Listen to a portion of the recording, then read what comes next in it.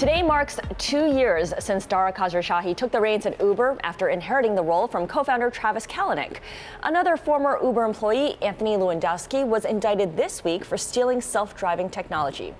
Bloomberg's Emily Chang spoke exclusively to Khosrowshahi about Uber's handling of Levandowski and Kalanick's position on the board. Take a listen. You need different kinds of management for different times in the development of a company. Listen, every management has their faults. I've got my faults, and every management team at the time has their faults. But the fact is, they built a great company, and now they've handed it to me, and I've got to take that great company and make it even greater. I think I'm up for the job, and while they made their mistakes, the fact is that they built a great brand that had weaknesses and has incredible strengths. It's my job to take it to the next level. Anthony Levandowski, the guy who ran the trucking business that Uber bought, was just charged with stealing self-driving technology from Google, stealing trade secrets. What do you make of those charges?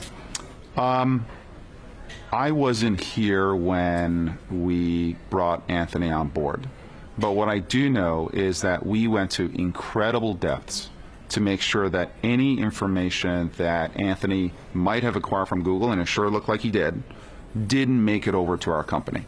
That was our responsibility, and I think we were incredibly diligent in making sure that we were not guilty of anything that could be nefarious one way or the other.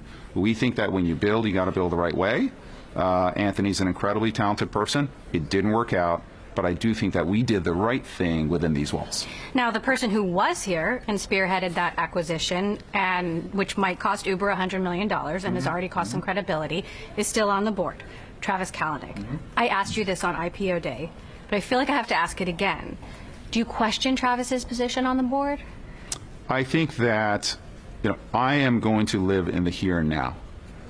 Travis has an incredible amount of historical knowledge about the company. He's incredibly bright, as are our other board members, and I use him at the board. He's a very strong advisor, and his background of the company is incredibly useful, and I think he's supportive. Ultimately now we're a public company, and the shareholders are going to get to pick their own board, and that governance process will take care of itself going forward. So you talk to him often? I talk to him usually during board meetings, and once in a while offline, absolutely. But he's on the board for now. He's on the board for now, and he's going to be on the board tomorrow. So let's talk about the future then. To those who say that Uber is a ride-sharing and food delivery company, what is Uber's next big idea? I think that the ideas that we have right now in this building are plenty big ideas. We've got ride-sharing, we've got food delivery, we've got micromobility, we've got autonomous, we've got freight, revolutionizing how truckers move around and how shippers ship product all over the world. We've got Elevate as well. We have an enormous number of big ideas, and now it's execution time. So where do you think most of the technological innovation is happening at Uber? It is happening all over. What's unique about our business is that we are a combination of the digital and the physical, and the two coming together in unique ways. So we have very interesting, for example, machine learning algorithms that are looking at supply and demand, live supply and demand in a city, what riders are looking for and where they're located, and then giving our drivers guidelines as to where to go in order to meet that demand. This matching of supply and demand in a dynamic way, and the pricing that we have, is something that's unique. We continue to innovate there, and then we innovate in very, very different spots such as Elevate as to how we can bring together different modes of transportation and tie them together, walking, driving, to helicopter, for example, now to JFK. So you're in charge of not just visualizing the future of transportation, but trying to get there and create that future.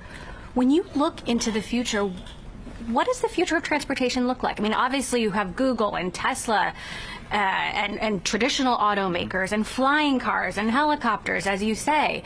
How is this all going to come together and be different? Well, we think we can bring it together. I believe that we can have that singular app where every morning when you wake up, any way that you want to get from point A to point B, we can give you the information that is relevant to you with live pricing, inventory, etc. We now have mass transit in the app. So we're going to tell you mass transit, you can take a subway, you can take a bus, you can take an Uber, you can take a pool, and if it's a long enough trip, you can take an Elevate as well. We are uniquely positioned as a company to have all that information together, and we can do the same thing for transportation, we can do the same thing for local commerce, and with East, restaurants are only the beginning, and we can do the same thing for logistics.